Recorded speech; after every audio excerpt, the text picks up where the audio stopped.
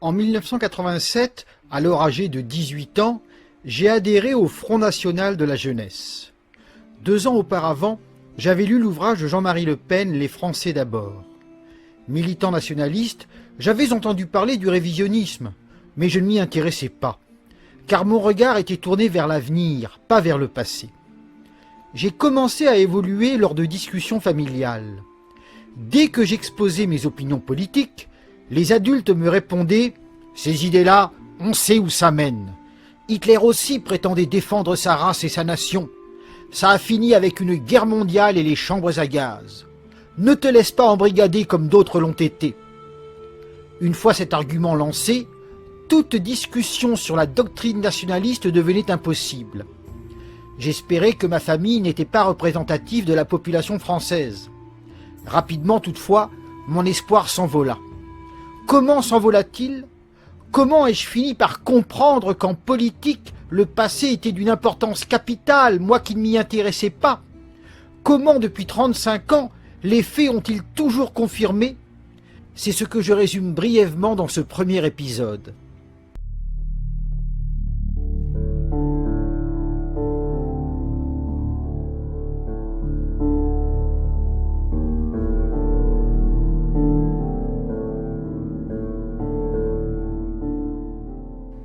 Quand on parle de l'importance du combat pour la vérité historique, on s'entend souvent répondre « Vous perdez votre temps, le passé, les Français s'en contrefichent. Leurs préoccupations sont le pouvoir d'achat, les salaires, l'immigration clandestine, source d'insécurité, la lutte contre la pauvreté, le climat. »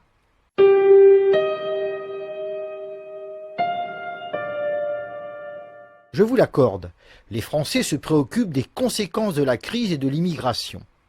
Mais la crise date des années 70, avec les 2 premiers chocs pétroliers. Elle a donc près de 50 ans.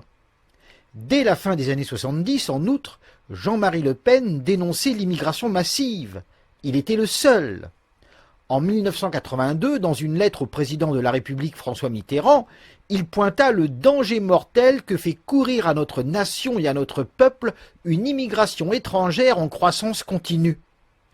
2 ans plus tard, à l'émission L'heure de vérité, le président du Front National fut sommé de s'expliquer sur cette phrase qu'il avait prononcée. « Demain, les immigrés s'installeront chez vous, mangeront votre soupe et coucheront avec votre femme, votre fille ou votre fils. » Nullement gêné, M. Le Pen souligna que ces propos traduisaient la gravité des problèmes politiques et d'expliquer comment décrire autrement la véritable invasion qui est en train de se produire dans notre pays, la constitution de véritables villes étrangères, imperméables à l'autorité, au fisc, à la police, et cette invasion, je ne sais pas comment appeler cela autrement, qui ne cesse de croître.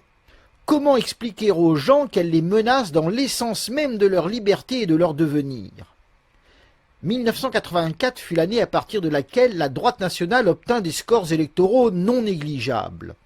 Cette année-là, dans son livre Les Français d'abord, Jean-Marie Le Pen avertit notre peuple des conséquences mortelles de l'immigration non européenne sur fond d'antiracisme.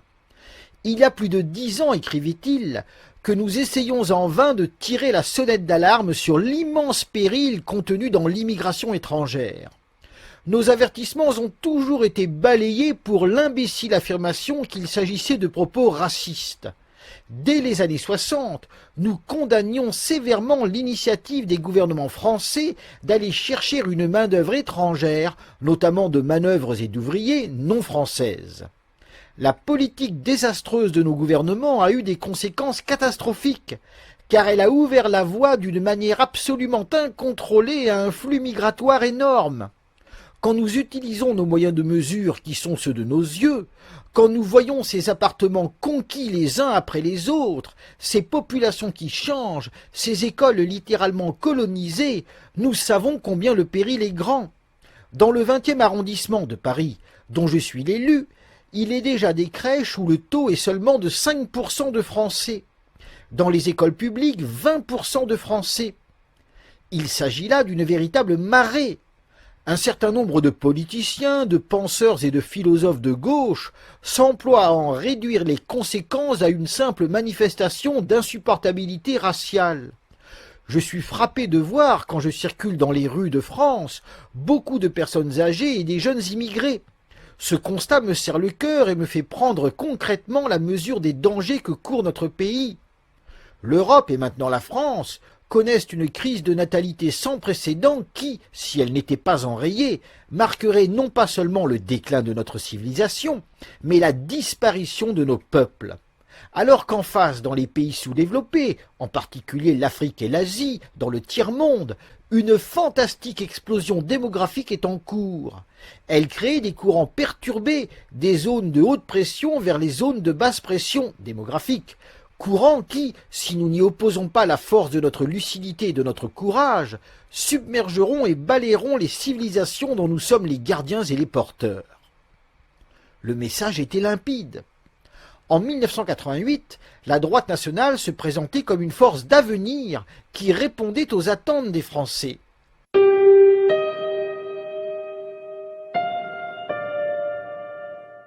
Début 1989, le secrétaire national du Front, Karl Lang, écrivit « Parce que nous allons dans le sens naturel de la vie, de la nature et des choses, parce que notre combat politique est profondément enraciné dans la réalité historique, culturelle et sociale de notre pays, mais aussi parce qu'hélas, aucune des questions que nous avons posées depuis 16 ans n'a trouvé de réponse, parce que les menaces qui pèsent sur notre peuple se font chaque année plus lourdes, je suis persuadé que les victoires d'hier ne sont rien comparées à celles de demain et que tôt ou tard les principes qui sont les nôtres deviendront politiquement majoritaires comme ils le sont déjà dans les esprits. Nous avons les meilleurs militants, nous avons le meilleur chef, Jean-Marie Le Pen. Tous les espoirs nous sont permis, tous les succès sont à notre portée.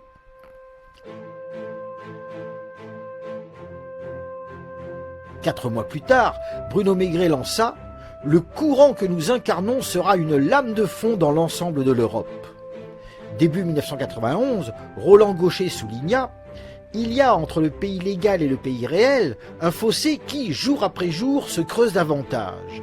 Je ne crois pas que cette situation passive se prolonge longtemps. Alors, après une grande épreuve électorale, l'heure de Le Pen sonnera au cadran de l'histoire. »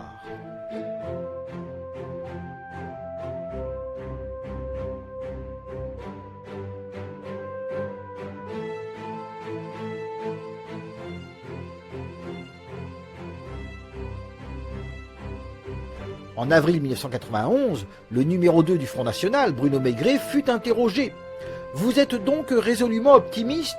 « Oui, répondit-il, j'ai confiance. Avant la fin de la décennie, nous serons au pouvoir. » Dans les années qui suivirent, la progression du Front National sembla justifier cet espoir. Mais l'avenir fut contraire. Pourquoi ?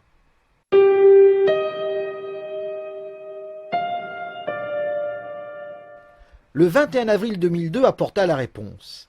À peine les résultats du premier tour annoncés, la propagande se mit en marche. « Attention, les nazis sont de retour !» Pour Le Pen, 6 millions d'exterminés, c'est un détail. Avec l'extrême droite au pouvoir, vous savez ce qui vous attend. Souviens-toi, janvier 1933. Le 2 mai 2002, Philippe Lançon lança « Disons 33 et votons Chirac comme on voterait Pavlov ».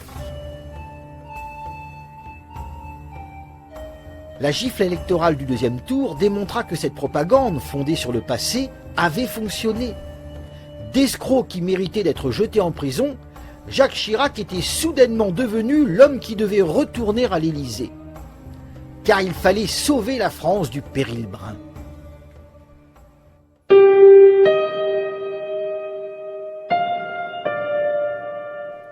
Face à cette réalité indéniable, Marine Le Pen décida qu'il fallait cesser l'évocation de sujets qui, d'un autre temps, créaient la polémique et nous éloignaient des vrais soucis de nos compatriotes.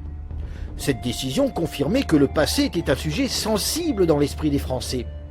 Certes, les gens n'y pensaient pas tous les jours, mais dans des moments clés, on pouvait très facilement les amener à y penser.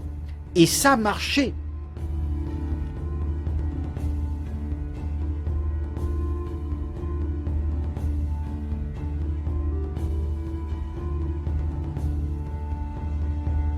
À partir de 2002, Marine Le Pen entreprit donc une politique de dédiabolisation. Le mot d'ordre était « silence sur le passé, parlons uniquement des préoccupations du peuple ». Immigration, baisse du pouvoir d'achat, mépris des Français, délinquance, délocalisation. Non, je n'ai pas, contrairement à Jean-Marie Le Pen, vécu effectivement cette période. On n'est pas de la même génération, on n'a pas la même approche. Oui, voilà, ça s'assume. On n'est pas forcément raccord sur ce sujet-là. Moi, je considère que c'est la France qui doit être réhabilitée et que le régime de Vichy n'était pas la France. Et que parler en permanence de ces questions-là, c'est l'entretien de la haine. Voilà. Alors, je ne sais pas si ça va durer encore 100 ans peut-être, mais je n'ai pas envie que la France se perde en permanence sur son passé, un passé douloureux, alors qu'elle a des défis à relever immenses pour l'avenir. Interrogée sur RTL en 2006, elle lança « Moi, je suis une maman de 3 enfants. Je veux parler de leur avenir à eux, de demain, pas d'hier. » Sûre que cette stratégie porterait ses fruits, elle déclara envisager l'avenir avec beaucoup d'optimisme. Pour parvenir à ses fins, elle donna tous les gages. En 2007, ce fut l'affiche avec une beurette, et son père, M. Le Pen, présenté comme un bon papa accueillant.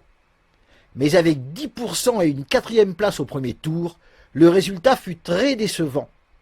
En 2015, Marine Le Pen finit par faire exclure son propre père, à qui elle devait tout. Mais à son tour, elle tomba dans le piège qu'elle ordonnait d'éviter. Ses propos sur la rafle du Veldiv créèrent la polémique.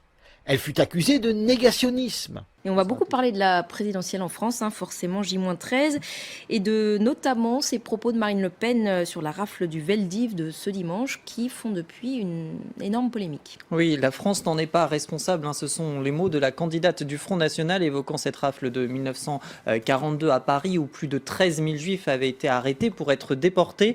Eh bien, plusieurs de la classe politique ont condamné ces propos. Pas de doute, elle est bien d'extrême droite pour le candidat socialiste Benoît Hamon. C'est une faute politique et historique lourde pour Emmanuel Macron. Autre candidat à avoir condamné ces propos, Jean Lassalle, qui juge cela inutile et dangereux et qui rappelle qu'en 1995, Jacques Chirac avait été le premier à reconnaître le rôle de la France et la responsabilité de la France dans cette rafle. Une responsabilité qui avait été ensuite réaffirmée en 2012 par François Hollande. À droite, le député Les Républicains Éric Ciotti, lui, estime que c'est une faute morale, immonde et inacceptable dans la lignée de son père, alors qu'on sait que Marine Le Pen a plusieurs fois cherché à s'en démarquer, à dédiaboliser le parti.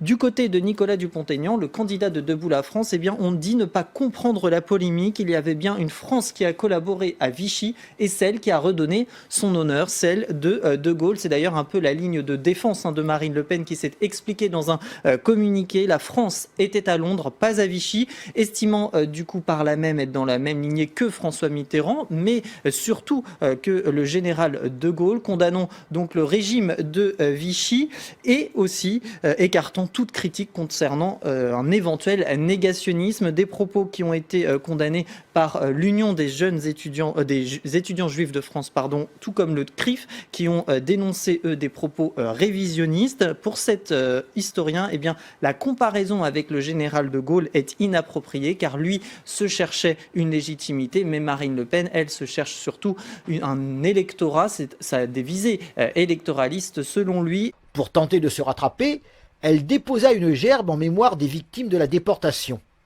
En vain, les adversaires du Front National exploitaient encore les références au passé. En 2018, Marine fit donc changer le nom du parti. Ce nom, Front National, est porteur d'une histoire épique et glorieuse que personne ne doit renier. Mais vous le savez, il est pour beaucoup de Français, même de toute bonne foi, un frein psychologique. Je vous proposerai donc que le Front National devienne le Rassemblement National. Le Front National devint le Rassemblement National. 4 ans plus tard, elle était opposée à un président sortant dont le bilan était jugé très mitigé, voire négatif. En conséquence, la vague bleu marine espérée depuis si longtemps aurait dû déferler dans les urnes. Une victoire avec 60% des suffrages eût été normale. Or, au deuxième tour, Marine Le Pen rassembla 42% des votants. Certes, c'est honorable, mais cela reste un échec. Comment l'expliquer? Là encore, les manifestations de l'entre-deux tours apportent la réponse. Il suffit de prononcer le mot extrême droite pour susciter chez la majorité un réflexe de rejet. Elle veut se donner une façade plus douce pour gagner des électeurs. Voilà, et ensuite, une fois qu'elle sera au gouvernement, elle fera ce qu'elle veut. C'est un petit dessin animé qu'elle est en train de faire. Et après, il y a beaucoup de gens qui vont tomber dans le panneau. Nathalie, elle ne risque pas de tomber dans le panneau, comme dit Hamid. Cette électrice a un avis bien tranché sur Marine Le Pen. Bien sûr qu'elle est d'extrême droite, elle est raciste, elle est fasciste. Non, demandez à Pétain s'il disait qu'il était d'extrême droite. Mais non, il était pour sauver la France. Elle, c'est la lignée, c'est la suite. Il n'y a aucun doute. Dans son programme, dans ses projets, elle a enlevé la peine de mort de son programme, mais par contre, elle dit qu'elle fera un référendum. Et donc, la peine de mort peut revenir en France. Non, et puis la préférence nationale, mais c'est une horreur. C'est une horreur. Elle est d'extrême droite et dangereuse. Depuis qu'elle fait de la politique, Marine Le Pen n'a pas fondamentalement changé, mais a façonné une image, selon le sociologue Erwan Lecoeur, spécialiste de l'extrême droite. L'image elle ressemble à son père, elle parle comme lui, mais en plus doux, en plus agréable, ce que j'avais appelé l'effet Casimir. Le Front National, devenu Rassemblement National, est toujours un parti issu de l'extrême droite française. Et dans le programme de Marine Le Pen, encore aujourd'hui, on retrouve un grand nombre de propositions qui sont très clairement issues de l'extrême droite. Certains expliquent ce réflexe de rejet en disant que les Français sont manipulés par les médias. Sans nier leur influence, les élections législatives qui suivirent démontrent que l'emprise de ces médias reste limitée. Le peuple a sanctionné la majorité présidentielle. Seuls 16% des inscrits sur les listes électorales ont voté pour elle. Preuve qu'on ne peut pas endormir les Français en leur répétant que tout va bien. Mais c'est ici que le problème surgit. Pour sanctionner le gouvernement d'Emmanuel Macron, une majorité du peuple n'a pas voté, 53% d'abstention. L'autre s'est majoritairement reporté sur le groupement de Jean-Luc Mélenchon, 31% des votants. Le peuple ne s'est donc pas tourné vers le Rassemblement national. Certes, avec 89 sièges à l'Assemblée, ce parti a réalisé une percée historique très honorable. Mais là encore, c'est 180 sièges au moins qu'il aurait fallu remporter. L'échec apparaît davantage quand on considère le score du Rassemblement national en pourcentage des inscrits. 7,39% des voix.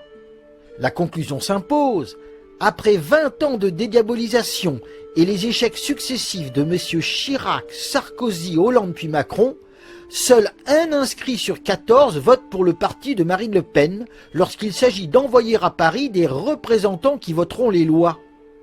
Comment expliquer ce fait? Plus généralement, pourquoi depuis 40 ans, les Français n'ont-ils jamais donné sa chance à la droite nationale, même lorsqu'elle a pratiquement tout renié afin de paraître respectable à leurs yeux? Pour le comprendre, il faut revenir à la racine du problème.